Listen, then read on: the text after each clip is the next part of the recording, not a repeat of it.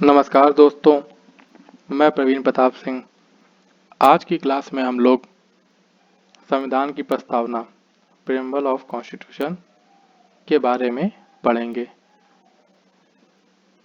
इस वीडियो को लास्ट तक देखिएगा ज़रूर और लाइक भी करिएगा, और अगर चैनल को सब्सक्राइब नहीं किया है तो सब्सक्राइब भी कर दीजिए।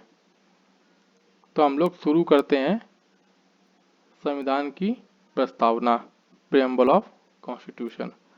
इसमें हम लोग प्रीएम्बल की मीनिंग और इम्पोर्टेंस क्या है, और संशोधन अमेंडमेंट क्या हुए थे, और लैंडमार्क जजमेंट के बारे में जानेंगे। तो सबसे पहले हम लोग इंट्रोडक्शन, प्रस्तावना क्या है और ये क्यों बनाया गया, इसके बारे में जानेंगे। तो सबसे पहले एक बात और ध्यान देने योग्य है कि सर्वप्रथम अमेरिकी संविधान में प्रस्तावना को सम्मिलित किया गया था। उसके बाद कई अन्य देशों ने इसे अपनाया, जिनमें भारत भी शामिल है। प्रस्तावना संविधान के परिचय अथवा भूमिका को कहते हैं। प्रस्तावना संविधान के परिचय अथवा भूमिका को कहते हैं। जैसे प्रत्येक अधिनियम के आरंभ में प्रस्तावना होता है, जो उसके मुख्य आदर्शों एवं आकांक्षाओं का उल्लेख करती है, और प्रस्तावना अधिनियम के लक्ष्यों एवं नीतियों को समझने में सहायक होती है। भारतीय संविधान की प्रस्तावना, जो संविधान निर्माताओं के विचारों को जानने की कुंजी है। संविधान की रचना के समय उसके रचयिताओं ने का क्या उद्देश्य था तथा वह किन उच्च आदर्शों को संविधान में स्थापित करना चाहते थे, जैसे प्रश्नों का जवाब उद्देशिका से ही जाना जा सकता है, मतलब प्रस्तावना से ही जाना जा सकता है। अब कुछ ध्यान देने योग्य बातें, उनके बारे में भी हम लोग जानेंगे।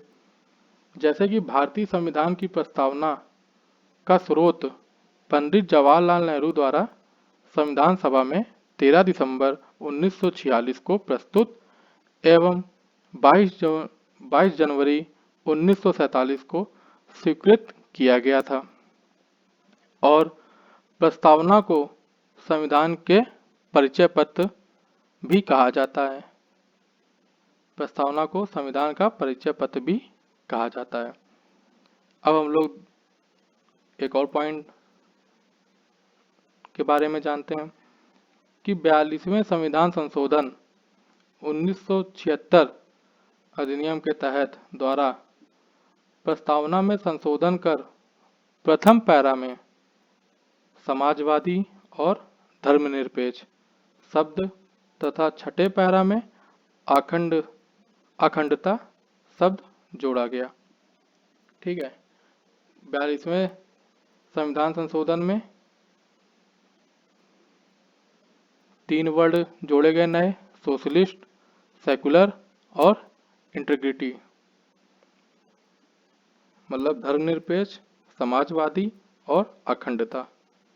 ठीक है, अब हम लोग संविधान के प्रस्तावना की विषय वस्तु के बारे में जानेंगे। अपने वर्तमान स्वरूप में प्रस्तावना को इस प्रकार पढ़ा जाता है। इंग्लिश में सामने लिखा हुआ है और हिंदी में मैं बोल रहा हूँ, उसको आप लोग समझिएगा। जैसे कि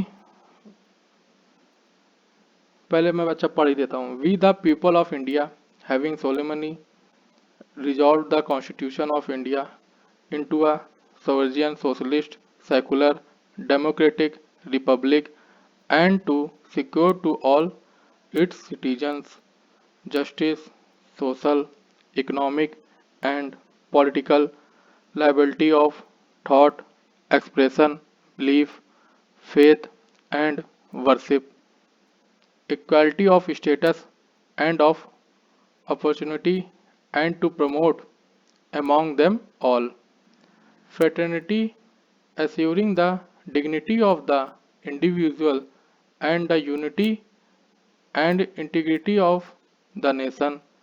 In our Constituent Assembly, this 26 days of November 1949 do hereby adopt, enact and give to ourselves this Constitution. अब हिंदी में इसका मतलब समझते हैं।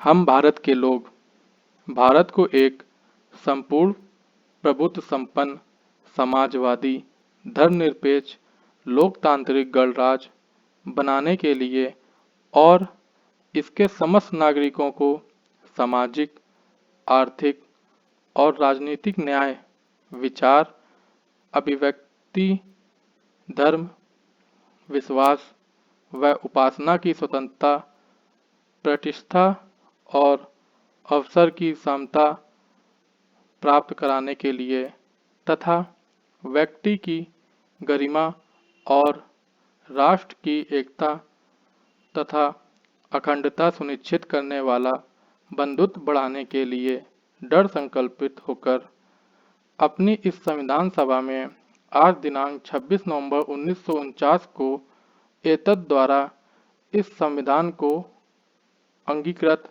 अधिनियमित और आत्मसमर्पित करते हैं। ये इसका हिंदी में मतलब है। ठीक है, और इनमें जो कीवर्ड हैं मैंने वो हाईलाइटेड कर दिए हैं और इन कीवर्डों को हम लोग आगे विस्तार से पढ़ेंगे, जैसे sovereign, socialist, secular, democratic, Republic, justice, liberty, equality और फ्रेटर्निटी के बारे में हम लोग आगे विस्तार से पढ़ेंगे। अब हम लोग प्रस्तावना के तत्व के बारे में जानेंगे। प्रस्तावना में 4 मूल तत्व हैं। पहला, संविधान के अधिकार का स्रोत। दूसरा, भारत की प्रकृति। तीसरा, संविधान का उद्देश्य। और चौथा, संविधान लागू होने की तिथि। तो सबसे पहले संविधान के अधिकार का स्रोत, source of authority of the constitution. तो प्रस्तावना का आरंभ में हम भारत के लोग, we the people of India शब्द से हुई है। शुरुआत जो हुई है वो हम भारत के लोग शब्द से हुई है। प्रस्तावना कहती है कि संविधान का मूल स्रोत भारत की जनता है, वही समस्त शक्तियों का केंद्र बिंदु है। ठीक है, अब दूसरा पॉइंट जो है उसमें भारत की प्रकृति। ठीक, ये दूसरा स्रोत है। नेचर ऑफ इंडियन स्टेट, ये घोषणा करती है कि भारत एक संप्रभु, समाजवादी, धर्मनिरपेक्ष, लोकतांत्रिक व गणतांत्रिक राज्य व्यवस्था वाला देश है। ठीक है, और तीसरा तत्व जो है वो संविधान का उद्देश्य। इसके अनुसार न्याय, स्वतंत्रता, समता व बंधुत्व संविधान के उद्देश्य हैं। और चौथा, संविधान लागू होने की तिथि 26 नवंबर 1949 की तिथि उल्लेख करती है। ठीक, अब इसके बाद अब हम प्रस्तावना के मुख्य शब्द के बारे में विस्तार से उल्लेख करेंगे। ध्यान से सुनिएगा, और इंग्लिश में मैंने लिख ही दिया है और हिंदी वाले सुनेंगे और नोट भी कर लीजिएगा, बाकी स्क्रीनशॉट भी ले सकते हैं आप। तो जैसे कि कीवर्ड्स ऑफ प्रियम्बल, सबसे पहले प्रस्तावना के मुख्य शब्द। तो सबसे पहले प्रस्तावना के मुख्य शब्द क्या हैं वो देख लेते हैं। संप्रभुता, समाजवादी, धर्मनिरपेक्ष, लोकतांत्रिक, गणराज्य, न्याय, स्वतंत्रता, समता व बंधुत्व। Sovereign, socialist, secular, democratic, Republic, justice, liberty, equality and fraternity, ये कीवर्ड्स हैं। अब इन कीवर्ड्स को हम लोग विस्तार से एक एक करके पढ़ेंगे और इनके बारे में जानेंगे, इनका मतलब क्या है, इन वर्ड का मतलब क्या है। तो सबसे पहले शब्द जो है वो संप्रभुता, सृजन। तो प्रस्तावना के अनुसार भारत एक संपूर्ण प्रभुत्व संपन्न राष्ट्र होगा। इससे ये स्पष्ट होता है कि भारत अपने आंतरिक एवं बाहरी मामलों में किसी विदेशी सत्ता या शक्ति के अधीन नहीं है। ठीक है, भारत आंतरिक एवं बाहरी मामलों में किसी विदेशी सत्ता या शक्ति के अधीन नहीं है। वह अपने आंतरिक और बाहरी विदेश नीति निर्धारित करने के लिए पूर्णतः स्वतंत्र है। ठीक है, और किसी भी राष्ट्र के साथ मित्रता एवं संधि करने के लिए भी पूर्णतः स्वतंत्र है और इसकी प्रभुत्व जनता में निहित है। राष्ट्रकुल कॉमनवेल्थ की सदस्यता भारत की संप्रभुता के प्रतिकूल नहीं है, क्योंकि वह उसका पूर्णतः स्वैच्छिक सदस्य है। ठीक है, ये संप्रभुता के बारे में जानकारी थी। संप्रभुता वर्ड का मतलब था कि भारत आंतरिक और बाहरी मामलों में किसी भी विदेशी सत्ता का या शक्ति के अधीन नहीं है। वह अपने आंतरिक और बाहरी विदेश नीति निर्धारित करने के लिए पूर्णतः स्वतंत्र है और वह किसी भी राष्ट्र से मित्रता एवं संधि करने के लिए भी पूर्णतः स्वतंत्र है। ठीक है, और कॉमनवेल्थ की सदस्यता भारत की संप्रभुता के प्रतिकूल नहीं है, क्योंकि वह उसका पूर्णतः स्वैच्छिक सदस्य है। ये कुछ महत्वपूर्ण पॉइंट थे इस शब्द में। अब दूसरा शब्द जो है वो समाजवाद, सोशलिस्ट। ये शब्द जो है वो 42वें संविधान संशोधन 1976 द्वारा प्रस्तावना में समाजवादी सोशलिस्ट शब्द जोड़ा गया। भारत का समाजवाद लोकतांत्रिक समाजवाद है जो नेहरू जी की अवधारणा पर आधारित है। समाजवादी व्यवस्था में उत्पादन के प्रमुख साधनों पर सरकारी नियंत्रण होता है। समाजवाद में राज का नियंत्रण अधिक कठोर है, डिफिकल्ट है, जबकि लोकतांत्रिक समाजवाद में नियंत्रण अपेक्षाकृत कम होता है। नियंत्रण जो होता है वो अपेक्षाकृत कम होता है। किसमें? लोकतांत्रिक समाजवाद में। भारत ने बीच का रास्ता अपनाया और मिश्रित व्यवस्था को जन्म दिया। मिक्स व्यवस्था को जन्म दिया, जहां सार्वजनिक व निजी क्षेत्र साथ साथ मौजूद रहते हैं। जैसे कि सर्वोच्च न्यायालय कहता है, लोकतांत्रिक समाजवाद का उद्देश्य गरीबी, उपेक्षा, बीमारी व अवसर की असमानता को समाप्त करना है। ठीक है, सुप्रीम कोर्ट क्या कहता है कि लोकतांत्रिक समाजवाद का उद्देश्य जो है वो गरीबी, उपेक्षा, बीमारी व अवसर की असमानता को समाप्त करना है। और हमारे लिए ये भी जानना जरूरी है कि भारतीय समाजवाद मार्क्सवाद और गांधीवाद का मिला जुला रूप है। मार्क्सवाद और गांधीवाद का मिला जुला रूप है, जिसमें गांधीवादी समाजवाद की और ज़्यादा झुकाव है। ठीक है, ये जो भारतीय समाजवाद है वो मार्क्सवाद और गांधीवाद का मिला जुला रूप है, जिसमें गांधीवादी समाजवाद की ओर ज़्यादा झुकाव है। ठीक है, जैसे कि संविधान के विभिन्न उपबंधों यथा आर्थिक न्याय भाग 4 में अनुच्छेद 39 और 39B तथा 39C के तहत समाजवादी दृष्टिकोण दर्शाता है। ठीक है।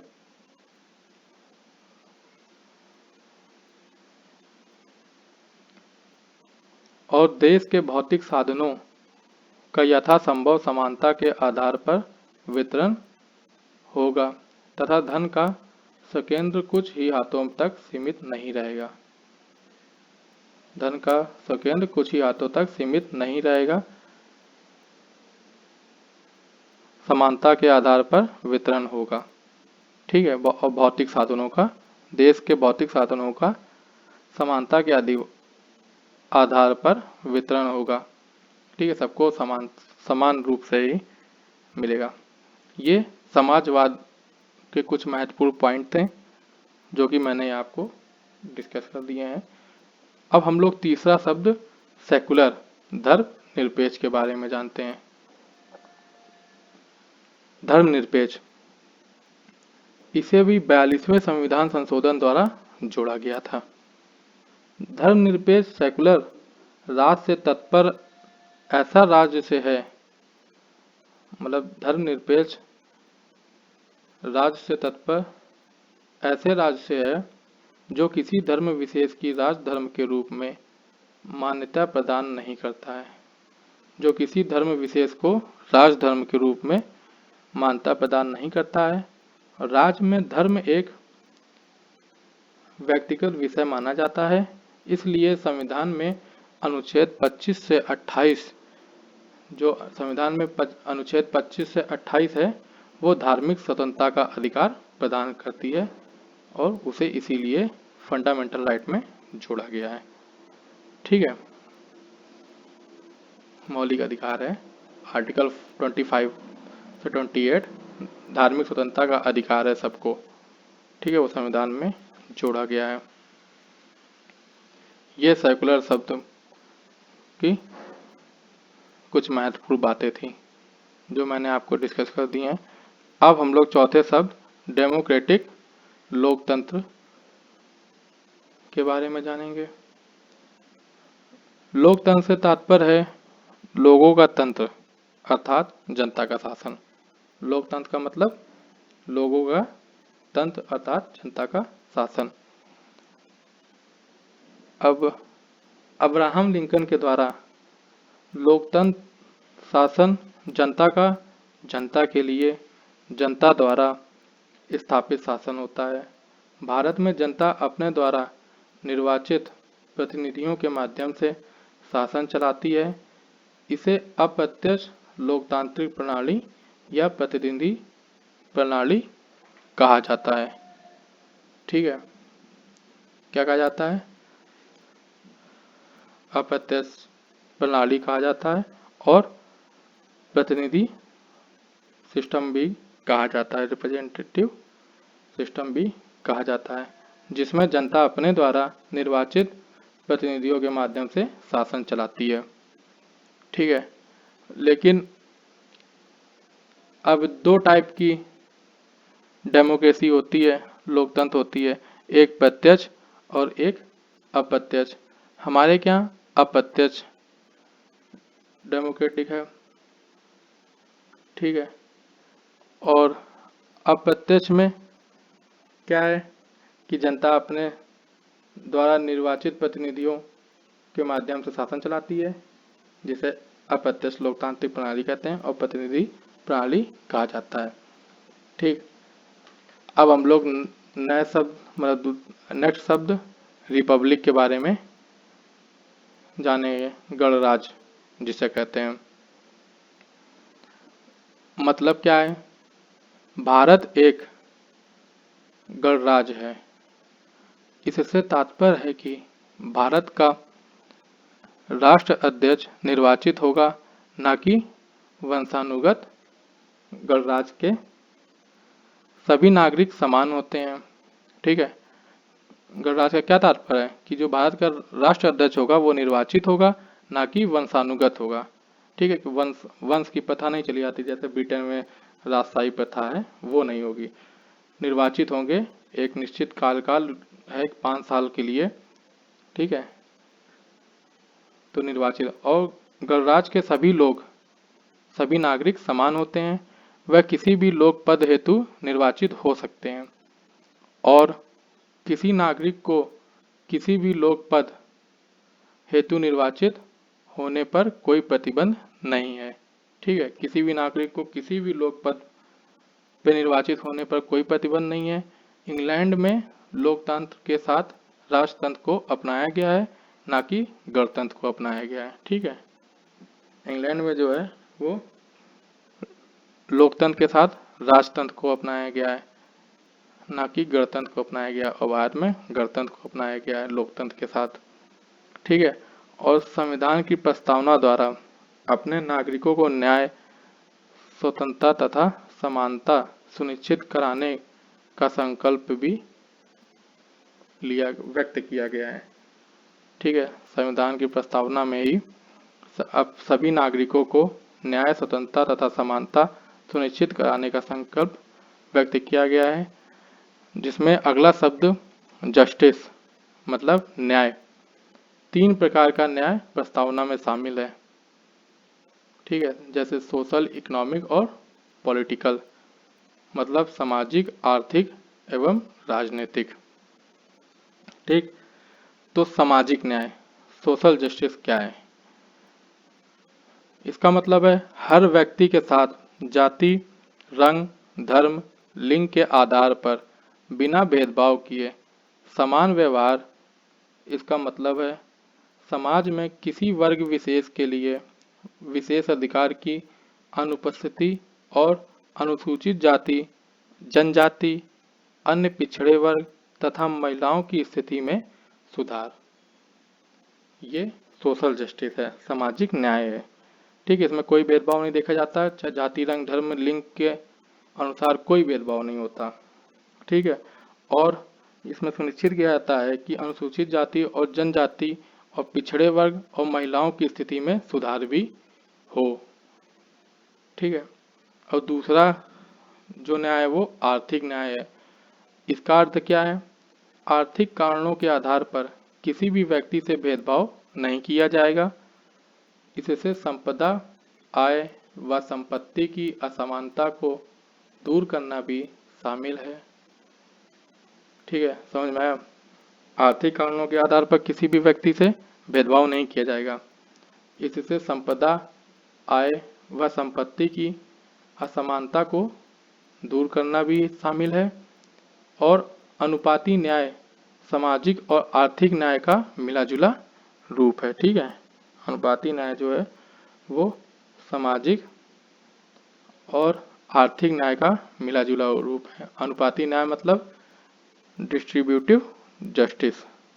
ठीक है, अब तीसरा पॉइंट जो है वो न्याय का तीसरा पॉइंट राजनीतिक न्याय, पॉलिटिकल जस्टिस। इसका अर्थ क्या है? इसका मतलब हर व्यक्ति को समान राजनीतिक अधिकार प्राप्त होंगे, चाहे वो राजनीतिक दफ्तरों में प्रवेश की बात हो अथवा अपनी बात सरकार तक पहुंचाने का अधिकार हो। ठीक है, उसको सारे अधिकार, राजनीतिक अधिकार प्राप्त होंगे हर व्यक्ति को, चाहे वो राजनीतिक दफ्तरों में प्रवेश की बात हो अथवा अपनी बात सरकार तक पहुंचाने का अधिकार हो। और महत्वपूर्ण पॉइंट इसमें क्या है कि ये जो सामाजिक, आर्थिक व राजनीतिक न्याय है, इन तत्वों को 1917 की रूसी क्रांति से लिया गया है। ठीक है, रशियन रिवॉल्यूशन 1917 से इसको लिया गया है, इन तत्वों को। ठीक है, इनमें जस्टिस में जो जो महत्वपूर्ण पॉइंट है उसको मैंने आपको डिस्कस कर दिया। अब हम लोग लिबर्टी, फ्रीडम, स्वतंत्रता मतलब इसके बारे में नेक्स्ट शब्द है ये, इसके बारे में जानेंगे। इसका मतलब है कि हर व्यक्ति के लिए विचार, अभिव्यक्ति, विश्वास, धर्म और उपासना का मौलिक अधिकारों के जरिए स्वतंत्रता सुरक्षित करती है। इनके हनन के मामले में कानून का दरवाजा खटखटाया जा सकता है। ठीक है, क्या क्या सुनिश्चित करती है ये प्रस्तावना में? हर व्यक्ति को thought expression, belief, faith, and worship through the fundamental right enforceable in court of law in case of violation। ठीक है, प्रियम्बल सिक्योर करती है हर नागरिक को विचार, अभिव्यक्ति की आज़ादी, विश्वास, धर्म और उपासना इन मौलिक अधिकारों के जरिए स्वतंत्रता सुरक्षित करती है और इनका जब हनन हो तो इनके मामलों में भी कानून का दरवाजा खटखटाया जा सकता है। लेकिन एक बात और ध्यान दीजिए, जैसे कि नेक्स्ट पॉइंट में है कि जो स्वतंत्रता का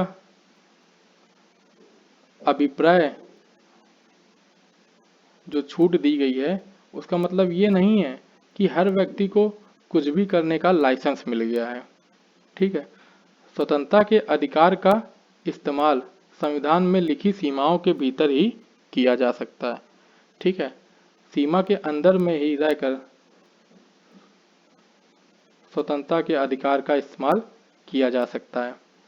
ठीक है, और प्रस्तावना में स्वतंत्रता, समानता और बंधुत्व के आदर्शों को फ्रांस की क्रांति 1789 से 1799 में जो हुई थी फ्रांस क्रांति उससे लिया गया है। ठीक है, क्या क्या लिया गया है फ्रांस क्रांति से? स्वतंत्रता, समानता और बंधुत्व के आदर्शों को फ्रांस की क्रांति से लिया गया। फ्रांस की क्रांति 1789 से 1799 में जो हुई थी। ठीक है, ये स्वतंत्रता में महत्वपूर्ण पॉइंट है जो कि मैंने आपको डिस्कस कर दिया। अब हम लोग नेक्स्ट वर्ड है इक्वालिटी, समानता। ठीक है, इसका मतलब क्या है? भारतीय संविधान की प्रस्तावना समाज के किसी भी वर्ग में बिना किसी भेदभाव के हर व्यक्ति को या हर नागरिक को समान स्थिति और अवसर की समानता प्रदान करती है। इस उपबंध में समानता के 3 आयाम शामिल हैं: नागरिक, राजनीतिक व आर्थिक। ठीक है, 3 आयाम शामिल है: सिविक, पॉलिटिकल एंड इकोनॉमिक। ठीक है, जिसमें से मौलिक अधिकारों पर निम्न प्रावधान नागरिक समानता को सुनिश्चित करते हैं। जो मौलिक अधिकार हैं उनमें जो कुछ प्रावधान हैं, जो आर्टिकल हैं, वो नागरिक समानता को सुनिश्चित करते हैं। जैसे कि सबसे पहला जो है equality before the law, article 14, विधेय की समझ समानता, समानता मतलब इक्वलिटी। ठीक है, आर्टिकल 14 के जरिए। नंबर बी, धर्म, जाति, लिंग या जन्म स्थान के आधार पर मूल वंश निषेध, article 15, prohibition of discrimination on ground of religion, race, caste, sex और प्लेस ऑफ बर्थ, ये आर्टिकल 15 के तहत सुनिश्चित है। ठीक है, मौलिक अधिकार में। और सी पॉइंट जो है वो equality of opportunity in matters of public employment, लोक नियोजन के विषय में अवसर की समानता आर्टिकल 16 से प्राप्त है, सुनिश्चित है। ठीक है, और number D, evolution of untouchability, article 17, मतलब छुआछूत का अंतर जो है वो आर्टिकल 17 से है कि मतलब छुआछूत जो भेदभाव होता है वो नहीं होना चाहिए। और ई number, evolution of titles, article 18, उपाधियों का अंत, जो आर्टिकल 18 सुनिश्चित करता है। ठीक है, ये मौलिक अधिकारों के निम्न प्रावधान थे जो नागरिक समानता को सुनिश्चित करते हैं। ठीक है, अब संविधान में 2 उपबंध ऐसे हैं जो राजनीतिक समानता को सुनिश्चित करते हैं, प्रतीत होते हैं। ठीक है, जैसे कि पहला जो है प्रथम आर्टिकल 325, जिसमें धर्म, जाति, लिंग अथवा वर्ग के आधार पर किसी व्यक्ति को मतदाता सूची में शामिल होने के आयोग करार नहीं किया जाएगा। ठीक है, यह आर्टिकल 325 सुनिश्चित करता है। ठीक है, कि किसी भी व्यक्ति को लिंग अथवा वर्ग के आधार पर मतदाता सूची से शामिल होने के अयोग्य करार नहीं किया जाएगा। अब दूसरा जो पॉइंट है इसमें, किसमें, राजनीतिक समानता में, आर्टिकल 326 लोकसभा और विधानसभाओं के लिए वैश्व मतदान का प्रावधान है। ठीक है, वो आर्टिकल 326 के तहत है। ठीक है, सुनिश्चित होता है। अब सबसे महत्वपूर्ण बात, राज्य के नीति निर्देशक सिद्धांत आर्टिकल 39 के तहत महिला तथा पुरुषों को जीवन यापन के लिए पर्याप्त साधन और समान काम के लिए समान वेतन के अधिकार को सुरक्षित करते हैं। ठीक है, ये आर्थिक समानता का पॉइंट है। क्या पॉइंट है? कौन सुनिश्चित करता है? कौन सा आर्टिकल? आर्टिकल 39 सुनिश्चित करता है, जो डीपीएसपी में आता है, राज्य के नीति निर्देशक सिद्धांत में आता है, जो महिला तथा पुरुष को जीवन यापन के लिए पर्याप्त साधन और समान काम के लिए समान वेतन के अधिकार को सुरक्षित करते हैं। अब नेक्स्ट वर्ड जो है वो बंधुत्व, फ्रेटर्निटी। बंधुत्व का अर्थ क्या है? तो बंधुत्व का अर्थ है सेंस ऑफ ब्रदरहुड, भाईचारे की भावना। संविधान एकल नागरिकता की एक तंत्र के माध्यम से भाईचारे की भावना को प्रोत्साहित करता है और मौलिक कर्तव्य अनुच्छेद 51 का सेकंड पॉइंट है, भी कहता है कि ये हर नागरिक का कर्तव्य होगा कि वह धार्मिक, भाषाई, क्षेत्रीय अथवा वर्ग विविधताओं से ऊपर उठकर सौहार्द और आपसी भाईचारे की भावना को प्रोत्साहित करेगा। ठीक है, किसके तहत? आर्टिकल 51 का के तहत ये मौलिक कर्तव्य है हम लोग का कि हर नागरिक हर धार्मिक, भाषाई, क्षेत्रीय अथवा वर्ग विविधताओं से ऊपर उठकर सौहार्द और आपसी भाईचारे की भावना को प्रोत्साहित करेगा। ठीक है, यह हम लोग की फंडामेंटल ड्यूटी है। और तीसरा पॉइंट है, प्रस्तावना कहती है कि बंधुत्व में दो बातों को सुनिश्चित करना होगा। पहला, दो बातों को सुनिश्चित करना होगा। पहला, व्यक्ति का सम्मान और दूसरा, देश की एकता और अखंडता। ठीक है, अखंडता शब्द को 42वें संविधान संशोधन अधिनियम 1976 द्वारा प्रस्तावना में जोड़ा गया था। ठीक है, इंटीग्रिटी जो शब्द है उसको प्रस्तावना में 42वें संविधान संशोधन के द्वारा जोड़ा गया था 1976 में। इसके अलावा जो तीसरा पॉइंट है, मौलिक कर्तव्यों में फंडामेंटल ड्यूटी आर्टिकल 51A में ही कहा गया है कि भारत का हर नागरिक की ये जिम्मेदारी होगी कि वह स्त्री के गौरव को ठेस पहुंचाने वाली किसी हरकत का त्याग करके भारत की संप्रभुता, एकता, अखंडता की रक्षा करेंगे। ठीक है, यह भी हमारी फंडामेंटल ड्यूटी 51A में ही कहा गया है कि नागरिक की यह जिम्मेदारी होगी कि वह स्त्री के गौरव को ठेस पहुंचाने वाली किसी हरकत का त्याग करें, किसी भी हरकत का त्याग करें और भारत की संप्रभुता, एकता, अखंडता की रक्षा करें। ठीक है, नेक्स्ट पॉइंट है कि संविधान के अनुच्छेद 1 में भारत का वर्णन राज्यों के संघ के रूप में किया गया है। यह बात स्पष्ट हो जाए कि राज्यों को संघ से अलग होने का कोई अधिकार नहीं है। ठीक है, इसका भी वर्णन बंधुत्व वर्ड में किया गया है कि संघ से अलग होने के लिए राज्यों को कोई अधिकार नहीं है, संघ से नहीं अलग हो सकते। ठीक है, यूनियन ऑफ स्टेट ही रहेंगे। ठीक है, और अब हम लोग इसमें जो बंधुत्व में जो मेन पॉइंट थे वो मैंने डिस्कस कर दिए हैं। अब हम लोग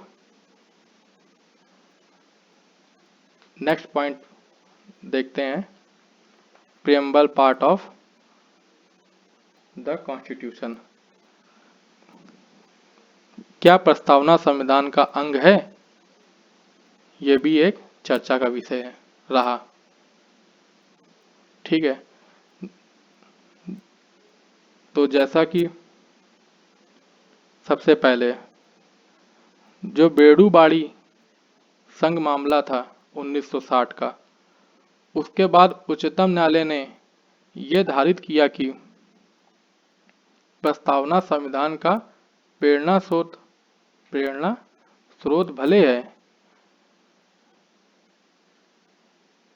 भले ही हो, किंतु यह संविधान का अंग नहीं है।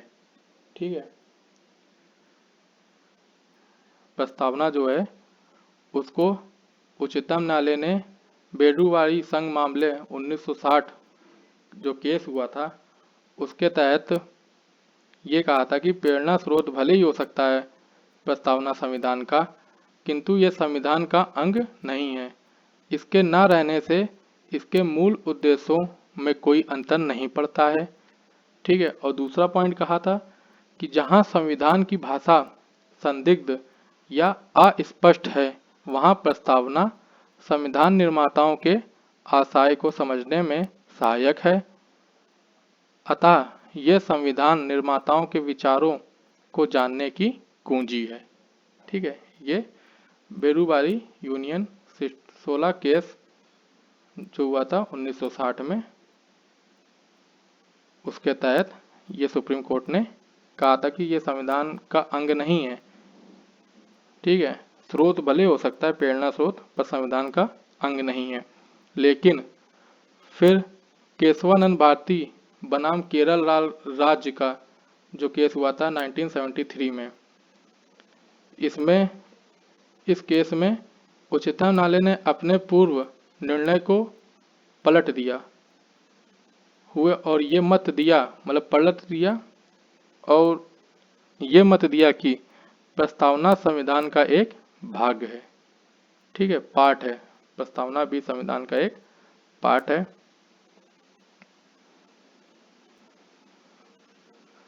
उसका वही स्थान है जो अन्य उपबंधों का है। ठीक है, ये भी कहा सुप्रीम कोर्ट ने। और प्रस्तावना में संशोधन किया जा सकता है, लेकिन उसके मूलभूत ढांचे के अलावा। ठीक है, मूलभूत ढांचे के अलावा प्रस्तावना में संशोधन किया जा सकता है, मूल बेसिक स्ट्रक्चर को नहीं बदला जा सकता। ठीक है, और तीसरा पॉइंट कहा था संविधान के निर्वाचन में प्रस्तावना का बहुत बड़ा महत्व है। और चौथे पॉइंट में सुप्रीम कोर्ट ने कहा था प्रस्तावना न्याय योग्य नहीं है, इसके आधार पर कोई निर्णय नहीं लिया जा सकता। ठीक है, इसके आधार पर यह निर्णय नहीं लिया जा सकता। और फिर नेक्स्ट पॉइंट में भी एक केस हुआ LIC ऑफ इंडिया मामला जो 1995 में हुआ, उसमें भी पुनः उच्चतम न्यायालय ने प्रस्तावना को संविधान का आंतरिक हिस्सा ही बताया। ठीक है, फिर एक केस हुआ बम्बैया केस 1993 में, जिसमें जस्टिस रामास्वामी ने पूर्व के निर्णय को खारिज करते हुए कहा कि प्रस्तावना संविधान का अभिन्न अंग है। ठीक है, फिर नेक्स्ट पॉइंट में एक केस और हुआ गोकलनाथ वर्सेस पंजाब स्टेट। इसमें न्यायमूर्ति जस्टिस हिदायतुल्लाह ने कहा कि प्रस्तावना को संविधान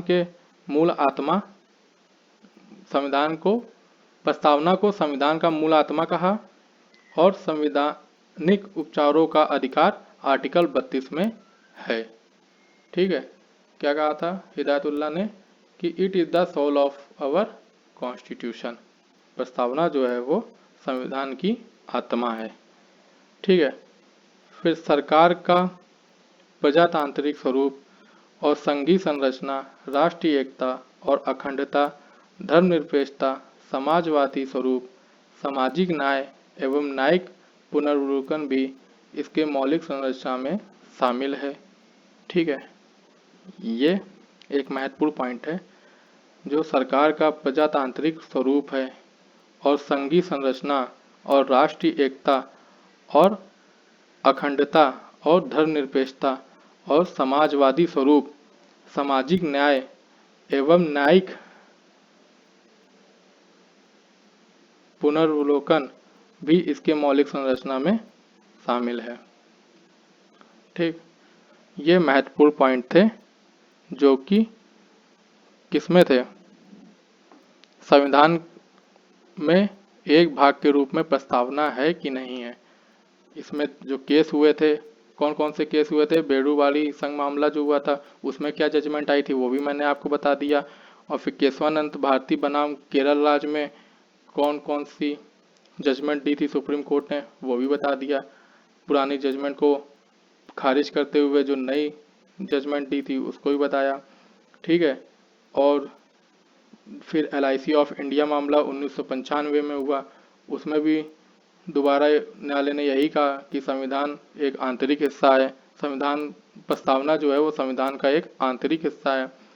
ठीक है, ऐसे ही SR बॉम्बे 1993 केस हुआ था, उसमें भी जस्टिस श्री रामास्वामी ने ही कहा था कि प्रेम्बल पार्ट है कॉन्स्टिट्यूशन का। ठीक है, फिर गोकलनाथ पंजाब स्टेट में भी हिदायतुल्ला चीफ जस्टिस ने भी कहा था कि it is the soul of our constitution, ये संविधान की प्रेम्बल जो है वो संविधान की आत्मा है। ठीक है, अब हम लोग चर्चा करेंगे प्रस्तावना में संशोधन की संभावना। ठीक है, अमेबिलिटी ऑफ द प्रियम्बल। तो जैसा कि जो बेड़ूवाली मामला 1960 में हुआ था, कौन सा बेड़ूवाली मामला जो हुआ था 1960 में, उसके तहत न्यायालय ने व्यवस्था दी कि प्रस्तावना में निहित मूल विशेषताओं का अनुच्छेद 368 के तहत संशोधित नहीं किया जा सकता। ठीक है, क्या कहा था न्यायालय ने, क्या व्यवस्था दी थी, प्रस्तावना में निहित मूल विशेषताओं का अनुच्छेद 368 के तहत संशोधित नहीं किया जा सकता है। ठीक है, ये बेड़ूवाली केस के तहत न्यायालय ने कहा। लेकिन जब केशवानंद भारती विवाद मामला आया था तो उसमें संविधान की प्रस्तावना में संशोधन का प्रावधान दिया गया, केवल मूलभूत ढांचे के अलावा छोड़कर, मूलभूत ढांचे को छोड़कर बाकी संशोधन किया जा सकता है प्रस्तावना में। और फिर एक बात और जाननी आवश्यक है कि अब तक प्रस्तावना को केवल एक बार 42वें संविधान संशोधन अधिनियम 1976 के तहत संशोधित किया गया है और इसके जरिए 3 शब्द जोड़े गए हैं, समाजवादी, धर्मनिरपेक्ष एवं अखंडता। इस संशोधन को वैध ठहराया गया है। ठीक है, एक ही बार अभी तक संशोधन हुआ है प्रस्तावना में, जो कि 42वें संविधान संशोधन अधिनियम 1976 के तहत संशोधित किया गया है और इसमें 3 नए शब्द जोड़े गए थे। कौन कौन से, समाजवादी, धर्मनिरपेक्ष एवं अखंडता। ठीक है, ये तो प्रेम्बल में जितनी महत्वपूर्ण बातें थी वो हमने आपको विस्तार से बता दी हैं और इन्हीं से ही क्वेश्चन बनते हैं। ठीक है, क्वेश्चन जो हैं प्रियम्बल में जो आएंगे इन्हीं में से ही आएंगे और मैंने सबको हाईलाइट कर दिया है, जो जो मेन चीज़ें थी उनको भी मैंने हाईलाइट कर दिया है और उन्हीं से ही क्वेश्चन बनते हैं। जैसे कि मूल प्रस्तावना में भारत को कैसा राज्य बनाने का संकल्प लिया गया था, ये एक क्वेश्चन है। इसका आंसर है संपूर्ण प्रभुत्व संपन्न, लोकतांत्रिक और गणराज्य बनाने का संकल्प लिया गया था। ठीक है, ऐसा ही एक क्वेश्चन और बन सकता है कि किस मामले में ये कहा गया कि प्रस्तावना संविधान का भाग है। तो जैसा कि अभी मैंने पिछले बताया था, केशवानंद भारती बनाम केरल राज्य का जो केस था उसी मामले में कहा गया कि प्रस्तावना जो है वो संविधान का एक भाग है। ठीक है। और किस मामले में संविधान की प्रस्तावना में संशोधन का प्रावधान दिया गया, वो भी केशवानंद भारती मामले में ही संविधान में संशोधन का प्रावधान दिया गया। ठीक है। ये सब क्वेश्चन है जो बनेंगे प्रियम्बल में, तो वो मैंने आपको बता दिए हैं। जैसे एक क्वेश्चन और है, भारतीय संविधान का कौन सा भाग संविधान की आत्मा है, तो संविधान की प्रस्तावना को ही संविधान की आत्मा कहा गया है। ठीक है। और एक क्वेश्चन और है, किस वाद में सर्वोच्च न्यायालय ने यह निर्णय दिया कि अनुच्छेद 14, 16 और 39 का के अंतर्गत स्त्री तथा पुरुष दोनों को समान कार्य के समान वेतन का अधिकार एवं संवैधानिक लक्ष्य, अतः यह एक मूल अधिकार है। तो रणधीर सिंह बनाम भारत संघ जो केस हुआ था उसके तहत ही ये कहा था सर्वोच्च न्यायालय ने। ठीक है, ये आंसर है। ऐसे ही क्वेश्चन ये बनेंगे, तो ये लो आप प्रिपेयर कर लीजिएगा। बाकी ये वीडियो को आप लोगों ने पूरी देखी होगी और हमारे इस चैनल को लाइक और सब्सक्राइब भी कर दीजिएगा और कमेंट भी करिएगा और शेयर भी ज़रूर करिएगा इस वीडियो को। और आप लोगों का हमारे साथ जुड़े रहने के लिए बहुत बहुत धन्यवाद। हमें उम्मीद है कि आपने हमारी वीडियो पूरी देखी होगी। धन्यवाद।